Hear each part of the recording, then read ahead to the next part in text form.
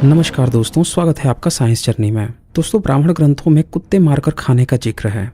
चौंक है? चलें इस पर हम डिस्कशन करेंगे। अभी हाल ही में बहुचर्चित वेब सीरीज आई है पंचायत, जिसका सीजन 3 में यह दिखाया जा रहा है कि एक जनेऊधारी विधायक को पब्लिक बताती है कि ये कुत्ते मारकर खा गया है। सही बात है विधायक जी, कुत्ता मार के खाने का आरोप लग जाए तो ब्लड प्रेशर बढ़िए न जाएगा जी। अब सवाल यह है कि क्या भारतीय समाज में कुत्ते मारकर खाना जायज है? आप तो चौंक रहे होंगे, अरे ये कोई खाने की चीज है? भारत में तो ऐसे ही सभी लोग वेजिटेरियन हैं, फिर ये कुत्ते कौन मारकर खाएगा? पर आपको जानकर हैरानी होगी कि कुत्ते मारकर खाने की चर्चा तो वेद में भी है, मनुस्मृति में भी है, महाभारत में भी है, बकायदा बड़ी डिटेल्स में लिखा है। मुझे तो ताज्जुब होता है जब कुछ लोग ये प्रचारित करते हैं कि भारत में जो लोग मांस खाते थे उन्हीं को अछूत बना दिया गया। ये कितनी बड़ी फेक न्यूज है दोस्तों। आइए किताब खोलते हैं और एक एक करके चेक करते हैं, ताकि लोगों में जो फैली हुई गलतफहमियां हैं वो दूर। मेरे प्यारे दोस्तों, अगर आपको ये वीडियो पसंद आई तो मेरे इस चैनल को लाइक करें, सब्सक्राइब करें, शेयर करें और कमेंट करना ना भूलें। हो जाए। अब मैं कोई मैक्स मूलर वगैरह की विदेशी लेखकों की किताबें नहीं खोलूंगा, नहीं तो लोग नाक भौं तो ऐसे ही सिकोड़ने लगते हैं। तो इसीलिए मैं ब्राह्मण की लिखी हुई किताब ही खोलूंगा। शुरुआत करते हैं वेद से। अब ऋग्वेद के 4th मंडल 18 सूक्त का 13 नंबर मंत्र देखें। ये रेफरेंस मैंने लिया है डॉक्टर गंगा सहाय शर्मा, जिनकी किताब संस्कृत साहित्य पब्लिकेशन से प्रकाशित हुई है। ये क्या लिखते हैं? हमने खाने योग्य वस्तुओं के न होने पर कुत्तों की आंतों को पकाया था। क्या एक वेद से काम नहीं चलेगा? चलिए किसी दूसरे टीकाकार की किताब उठा लेते हैं। आचार्य वेदांत तीर्थ, जिनका ऋग्वेद मनोज पब्लिकेशन से छपा है, वो इसी मंत्र का अनुवाद कुछ इस तरह से लिखते हैं। भूख से पीड़ित होकर हमने अभक्षणीय श्वान की अतड़ियों को भी पकाया। अब श्वान मतलब कुत्ता होता है, संस्कृत में श्वान ही लिखा हुआ है, लेकिन हिंदी अनुवाद कुत्ता होता है। इन्होंने अनुवाद ही नहीं किया, श्वान को श्वान ही हिंदी में लिख दिया। क्या कहा? अब भी डाउट है? चलें किसी और टीकाकार का भी उठा लेते हैं। डाउट नहीं होना चाहिए भाई। वेद मूर्ति तपोनिष्ठ पंडित श्री राम शर्मा आचार्य द्वारा संपादित ऋग्वेद उठा लिया हमने, और ये भी इस मंत्र का कुछ इस तरह से अनुवाद करते हैं। हमने क्षुधा से पीड़ित होकर कुत्ते की अभक्षणीय अतड़ियों को भी पकाया। 3 से भी काम नहीं चल रहा, चौथा भी ले ले। चलिए वो भी पूरी कर देते हैं आपकी मुराद। अब गाजीपुर के ठाकुर कन्हैया सिंह जी के कर कमलों में अर्पित करने वाले राम गोविंद तिवारी जी की ऋग्वेद ही ओपन कर देता हूँ। वो इस मंत्र का अनुवाद कुछ इस तरह से लिखते हैं। हमने जीवनोपाय के अभाव में कुत्ते की अतड़ी को पकाकर खाया था। लीजिए, यहाँ तो साफ साफ जिक्र आ गया कि कुत्ते का मांस पकाया भी और खाया भी। अब ये बात सिर्फ वेद में नहीं लिखा है, वेद में जो बातें लिखी होती हैं यही बातें आगे भी प्रोपोगेट हुई। तो मनुस्मृति का लेखक भी इसी बात को चैप्टर 10 में दोहराता है। अब मनुस्मृति सबसे बेहतरीन मानी जाती है चौखंबा कृष्णदास अकादमिक पब्लिकेशन की, जिसके अनुवादक हैं पंडित श्री हरगोविंद शास्त्री। तो उन्हीं का अनुवाद दिखा देता हूँ। चैप्टर 10 के श्लोक संख्या 106 में वो लिखते हैं, धर्म तथा अधर्म को जानने वाले वामदेव ऋषि भूख से पीड़ित होकर प्राणों की रक्षा के लिए कुत्ते के मांस को खाने की इच्छा करते हुए भी पाप से लिप्त दूषित नहीं हुए। आगे के श्लोक 108 में लिखा है, धर्माधर्म के गुण दोष को जानने वाले विश्वामित्र मुनि भूख से पीड़ित होकर चंडाल के हाथ से कुत्ते की जंघा के मांस को लेकर खाने की इच्छा किए तथा उस निषिद्ध मांस भक्षण के खाने की इच्छा से पाप दूषित नहीं हुए। सुन लिया? क्या कहा? मनुस्मृति के भी कुछ और टीकाकार का दिखाऊं? चले वो भी दिखा देता हूँ। डाउट नहीं होनी चाहिए भाई। रुपेश ठाकुर प्रकाशन से छपी हुई मनुस्मृति, जिसके टीकाकार हैं श्री गणेश दत्त पाठक, वो भी चैप्टर 10 के श्लोक 106 का अनुवाद कुछ इस तरह से करते हैं, धर्म अधर्म को जानने वाले वामदेव ऋषि प्राणों की रक्षा के लिए क्षुधा से आर्त होकर कुत्ते के मांस को खाने की इच्छा की और उस पाप से वे लिप्त नहीं हुए। और आगे के श्लोक 108 का अनुवाद वो लिखते हैं, धर्म अधर्म के जानने वाले विश्वामित्र ऋषि भूख से आर्त होकर चंडाल के हाथ से कुत्ते के जंघे के मांस को लेकर खाने को तैयार हुए। क्या एक और दिखा दूं? भाई कितने आप लोग अनुवाद देखोगे जब बात वही लिखी हुई है घुमा फिरा के। अच्छा चलो एक और देख लेते हैं। प्रभात पेपरबैक्स पब्लिकेशन से छपी हुई, जिसके टीकाकार हैं डॉक्टर रामचंद्र वर्मा शास्त्री। वो अपने मनुस्मृति चैप्टर 10 के इसी श्लोक जो 106 की बजाय उनमें 103 है, क्योंकि कुछ मनुस्मृति में कुछ श्लोक कुछ कम ज्यादा होती हैं, तो उनमें 103 श्लोक संख्या है ये। और उसका अनुवाद करते हुए वो लिखते हैं, पाप पुण्य के विवेक में समर्थ विपत्ति में पड़े महर्षि वामदेव ने अपने प्राणों की रक्षा के लिए कुत्ते के मांस को खाने का निर्णय किया। वे भी किसी पाप से लिप्त नहीं हुए। आगे श्लोक 105 में वो लिखते हैं, पाप पुण्य का सफल विवेक रखने वाले महर्षि विश्वामित्र भूख से व्याकुल होने पर चंडाल के हाथ से लेकर कुत्ते की जांघ का मांस खाने को उद्यत हो गए थे। उन पर भी कोई दोष नहीं लगा। अब तो बिलीव हुआ? नहीं हुआ? और भी दिखाऊं? आइए अब बड़े डिटेल से दिखाता हूँ।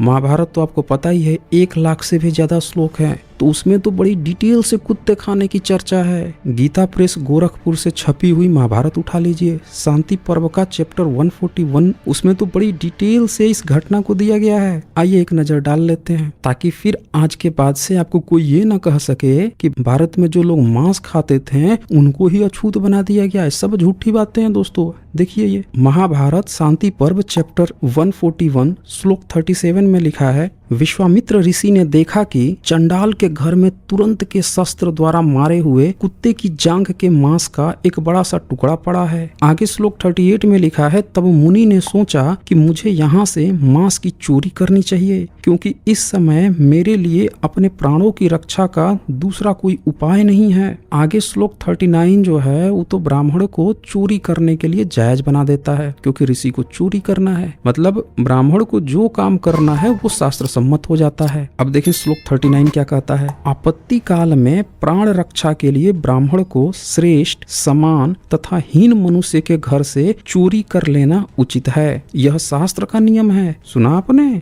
यानी कोई खुद को, चाहे वो जन्म से बोले ब्राह्मण या कर्म से बोले ब्राह्मण, उसके लिए चोरी जायज बना दिया भाई, और उसकी चोरी शास्त्र सम्मत हो गई। और एक मनुस्मृति है जो ये लिखता है कि शूद्र जिस अंग से चोरी करे उसका वही अंग काट दो, लेकिन ऋषि चोरी करे तो वो शास्त्र सम्मत हो जाता है। श्लोक 40 में तो बिल्कुल नीचता पे उतर जाता है। महाभारत का लेखक जातिवाद फैलाते हुए कहता है, पहले जो सबसे नीच है उसके यहाँ चोरी करो। देखिए क्या लिखता है, पहले हीन महापुरुष के घर से उसे भक्ष्य पदार्थ की चोरी करनी चाहिए। किसको? ऋषि को, ब्राह्मण को। वहाँ काम न चले तो अपने समान व्यक्ति के घर से खाने की वस्तु लेनी चाहिए। यदि वहाँ भी अभिष्ट सिद्धि न हो सके तो अपने से विशिष्ट धर्मात्मा पुरुष के यहाँ से भी वह खाद्य वस्तु का अपहरण कर ले। अपहरण समझते हैं ना? रावण सीता का अपहरण करके ले गया था। अब जरा सोचिए, यही महाभारत का लेखक जो है अपने ऋषि को, अपने ब्राह्मण को मेहनत मजदूरी करने के लिए नहीं बोल रहा। ये जरूर बता देगा कि शूद्र को शिक्षा मत दो, एकलव्य का अंगूठा काट लो, लेकिन मेहनत मजदूरी करके मत खाओ। अरे शूद्र को शिक्षा दे देगा, चंडाल को शिक्षा देगा, एजुकेशन देगा तो भिक्षा ले लेगा बदले में। नहीं, चोरी कर लो, शिक्षा मत देना, हक मत देना। आगे सुनिए, अब बड़ी लंबी कन्वर्सेशन चलती है। ऐसे तो शूद्र के यहाँ ये न सोएंगे, न शूद्रों को, चंडालों को अपने घर में सुलाएंगे, न रोटी बेटी का संबंध रखेंगे, लेकिन कुत्ते का मांस खाना है तो उसके घर में चोरी जरूर कर लेंगे। श्लोक 41 में लिखा है, इन चंडालों के घर से मैं यह कुत्ते की जांघ चुराए लेता हूँ। किसी के यहाँ दान लेने से अधिक दोष मुझे इस चोरी में नहीं दिखाई देता। मतलब इनकी हदें देखिए कि ये चोरी करने को दान लेने के समान बता दिया। आगे लिखता है, अतः अवश्य ही इसका अपहरण करूंगा। श्लोक 42 में लिखा है, भरत नंदन ऐसा निश्चय करके महामुनि विश्वामित्र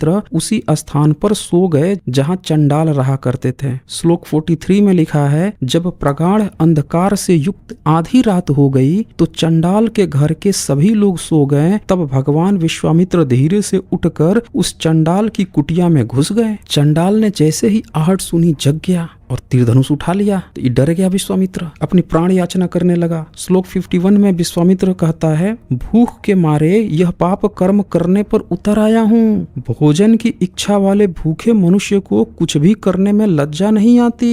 भूख ही मुझे कलंकित कर रही है, अतः मैं यह कुत्ते की जांघ लेके जाऊंगा। टिका दिया था कि भाई ये कुत्ते की जांघ ही लेके जाऊंगा मैं। अब बहुत सारी बातें होती हैं। आगे श्लोक 51 में चंडाल विश्वामित्र को समझाते हुए कहता है कि देखो, कुत्ता जो है उसियार से भी नीच होता है, अधम होता है, और कुत्ते के शरीर में भी उसकी जांघ का भाग सबसे अधम होता है। श्लोक 59 में चंडाल फिर कहता है, मांस के लोभ से आपकी तपस्या का नाश नहीं होना चाहिए। कुत्ते की जांघ का मांस चोरी करने के अलावा कोई और दूसरा ऑप्शन नहीं है आप पे। तो विश्वामित्र 67 नंबर श्लोक में क्या कहते हैं कि जैसे सूर्य आदि ज्योतिमय ग्रह महान अंधकार का नाश कर देते हैं, उसी प्रकार मैं पुनः तप और विद्या द्वारा जब अपने आप को सबल कर लूंगा तब सारे अशुभ कर्मों का नाश कर डालूंगा। मतलब हद देखिए, लेकिन चोरी ही करेंगे। फिर चंडाल श्लोक 68 में कहता है, आप कोई दूसरी भिक्षा मांग लीजिए ना, अब तो आप चोरी करने आए थे, अब तो हम जग गए हैं, पकड़ लिए आपको, तो एक काम कीजिए, आप कुछ दूसरा मांग लीजिए। एक कुत्ते का मांस खाने की ओर आपका मन नहीं जाना चाहिए। कुत्ता जो है वो द्विजों के लिए अभक्ष्य है। तो ऋषि 69 श्लोक में क्या कहते हैं, मैं समझता हूँ कि मुझे इस कुत्ते के मांस से ही सडरस भोजन का आनंद भली भांति प्राप्त होगा। मतलब हदे देखिए कुत्ते खाने की, लोभ लालच देखिए। और अपनी इस दलील को आगे बढ़ाते हुए 71 श्लोक में ऋषि कहते हैं, भूखे हुए महर्षि अगस्त ने वतापी नामक असुर को ही खा लिया था, तो मैं तो क्षुधा के कारण भारी आपत्ति में पड़ गया हूँ, अतः कुत्ते की जांघ अवश्य खाऊंगा। 73 नंबर श्लोक में ऋषि कहते हैं, इस कुत्ते की जांघ को मैं पवित्र भोजन के समान ही भक्षणीय मानता हूँ। 92 श्लोक में लिखा है, विश्वामित्र तो उसे लेने का निश्चय कर चुके थे, अतः कुत्ते की जांघ ले ही गए। श्लोक 93 में लिखा है कि कुत्ते की जांघ को वन में ले जाकर पत्नी के साथ मिलकर खाएं। और श्लोक 94-95 में तो हदें पार हो गई हैं। उसमें ये लिखा है कि कुत्ते की मांस को विधि पूर्वक पकाकर विश्वामित्र ऋषि जो हैं वो देवताओं को, विशेषकर जो इंद्र और अग्नि ही उस समय होते थे, काल्पनिक कथा कहानी है, तो उनको भी अर्पण कर दिए और फिर खुद खाएं। अब ये जो कुत्ते खाने की बात है, इसको तो कोई मिलावट भी नहीं कह सकता, क्योंकि ये वेद में भी लिखा है, वही बात मनुस्मृति में लिखा है, और महाभारत में तो पूरी एक चैप्टर ही बड़े डिटेल्स में लिख दी गई है, और इसको पीढ़ी दर पीढ़ी ढो के लाए हैं। तो ये तो पूरी तरह से शास्त्र सम्मत है। एक जगह कहीं होता तो समझ में आता, 3-3 किताबों में बड़ी डिटेल्स में लिखा है। लेकिन यहाँ सबसे जो खराब बात है दोस्तों, वो ये है कि यहाँ पे ऋषि के द्वारा चोरी को भी शास्त्र सम्मत बता दिया गया, और वहीं पे जहाँ पे